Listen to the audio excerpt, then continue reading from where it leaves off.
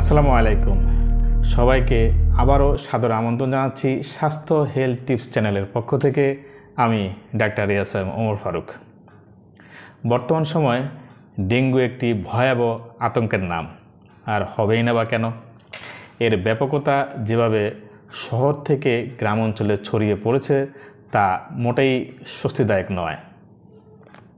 আমার আরও একটি ভিডিওতে ডেঙ্গু জ্বরের ধরন, উপসর্গ, পরীক্ষা নিরীক্ষা, চিকিৎসা ও করণীয় সম্পর্কে খুব ক্লিয়ারভাবে বিস্তারিত আলোচনা করা হয়েছে। ভিডিওর ডেসক্রিপশনে লিঙ্ক দেওয়া থাকবে, দেখে নেওয়ার অনুরোধ থাকলো। আশা করি অনেক উপকৃত হবেন। রোগীর আত্মীয়স্বজন সহ অনেকেই জানতে চেয়েছেন ডেঙ্গু জ্বরে আক্রান্ত রোগী কী খাবেন, কী খাবেন না, কতটুকু পরিমাণে খাবেন, কখন খাবেন, কিভাবে খাবেন, আর জানতে চাইবেন নাই বা কেন। ডেঙ্গু জ্বর যেমনিভাবে মুখের রুচি নষ্ট করে দেয়, তেমনিভাবে তীব্র মাথা ব্যথা, মাথা ঘোরানো, বমি ভাব, বমি, পেটে ব্যথা, পাতলা পায়খানা সহ শরীরকে প্রচণ্ড দুর্বল করে দেয়, যা খাবার গ্রহণে চরম অনীহা ও ভীতি সৃষ্টি করে। কিন্তু শরীরকে সুস্থ, স্বাভাবিক ও সতেজ রাখার জন্য এবং রোগ প্রতিরোধ ক্ষমতা বৃদ্ধির জন্য পানীয়, ভিটামিনস, মিনারেলস এবং প্রোটিন সমৃদ্ধ খাবার, পুষ্টিকর খাবারের কোনো বিকল্প নেই। সাথে সাথে কিছু খাবারের ব্যাপারেও সতর্কতা অবলম্বন করা প্রয়োজন। আজকের আলোচনা এই বিষয় নিয়েই। মনোযোগ সহকারে শুনুন, আশা করি অনেক উপকৃত হবেন। প্রথমে আসি পানীয়। সারাদিনে পর্যাপ্ত পরিমাণে পানি পান করুন।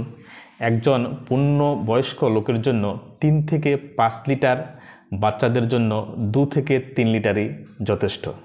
আর যদি বমি, পাতলা পায়খানা বা প্রেশার কমে যায় তাহলে ঘন ঘন স্যালাইন খাওয়াতে পারেন। এছাড়া ডাবের পানি, বাইরের নয় ঘরে বানানো ফ্রেশ মিক্সড ফলের জুস খাওয়াতে পারেন।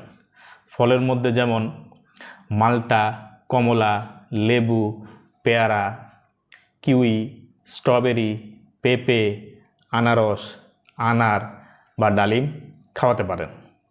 এছাড়া ড্রাগন ফল, যা প্রচুর আয়রন, ভিটামিনস এবং মিনারেলস সমৃদ্ধ একটি উঁচুমানের ফল, সামর্থ্য থাকলে খাওয়াতে পারেন। রোগীকে স্যুপ বানিয়ে দিতে পারেন।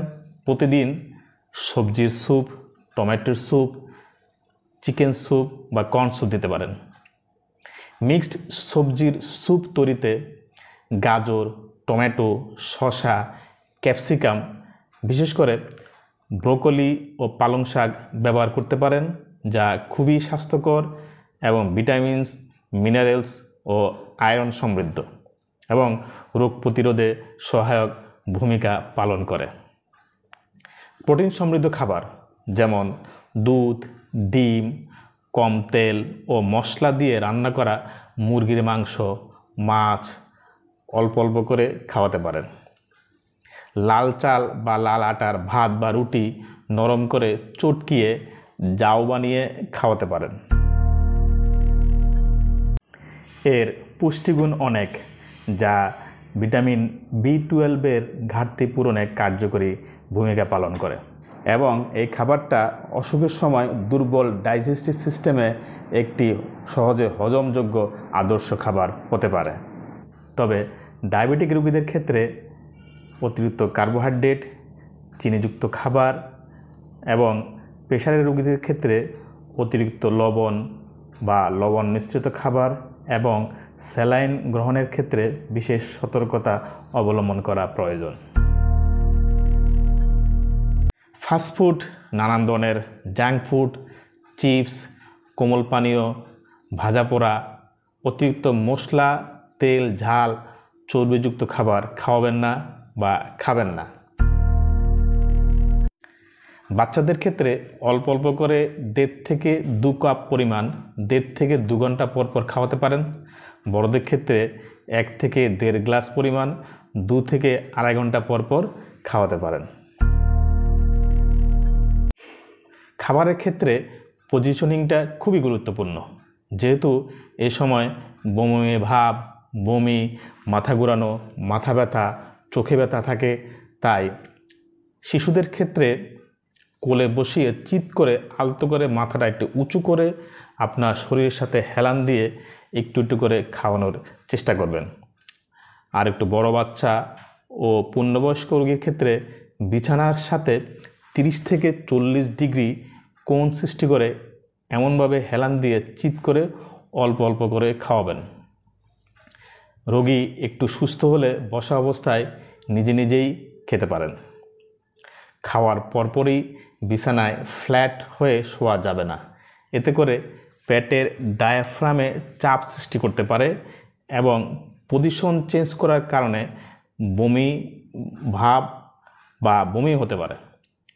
ঘুমন্ত শিশু কিংবা অর্ধচেতন বা অবচেতন বয়স্ক রোগীকে অথবা মাথা নিচু করে শোয়ানো রোগীকে খাওয়ানোর চেষ্টা করবেন না, এতে করে খাবার শ্বাসনালীতে চলে আসতে পারে ও অ্যাসপাইরেশন, নিউমোনিয়া সহ নানা রকম জটিলতা সৃষ্টি করতে পারে। গুরুত্বপূর্ণ সতর্কতা হলো কোনোভাবেই এডিস মশার কামড়কে অ্যালাউ করা যাবে না। মনে রাখবেন, একটি এডিস মশার রেঞ্জ হলো 1 কিলোমিটার, আর একটা কামড়ই যথেষ্ট ডেঙ্গু জ্বরে আক্রান্ত হওয়ার জন্য। একবার ডেঙ্গু জ্বর হলে তৃতীয়, চতুর্থ, এমনকি পঞ্চমবারও হতে পারে। আর পরের বারে আক্রান্ত হলে এর কমপ্লিকেশনের মাত্রা অধিক হারে বেড়ে যায়। সামান্য অসতর্কতাবশত যদি একটি কামড় দিয়েই ফেলে, তাহলে তৎক্ষণাৎ হেক্সিসল বা অ্যান্টিসেপটিক ব্যবহার করতে পারেন। তবে চেহারা এবং শিশুদের ক্ষেত্রে ব্যবহারে বিশেষ সতর্কতা অবলম্বন করা প্রয়োজন। সেক্ষেত্রে অভিজ্ঞ চিকিৎসকের পরামর্শ নিন। মনে রাখবেন, রোগ নয়, রোগ প্রতিরোধের সর্বাত্মক রকমের পদক্ষেপ নেওয়াই সর্বোৎকৃষ্ট চিকিৎসা। সর্বশেষ কথা হলো, আমাদের এই ভিডিওকে বেশি বেশি করে শেয়ার করে দিন, নিজে জানুন এবং অন্যকে জানার সুযোগ করে দিন। সাবস্ক্রাইব করুন। আজ এ পর্যন্তই। ভালো থাকুন, সুস্থ থাকুন। আল্লাহ হাফেজ।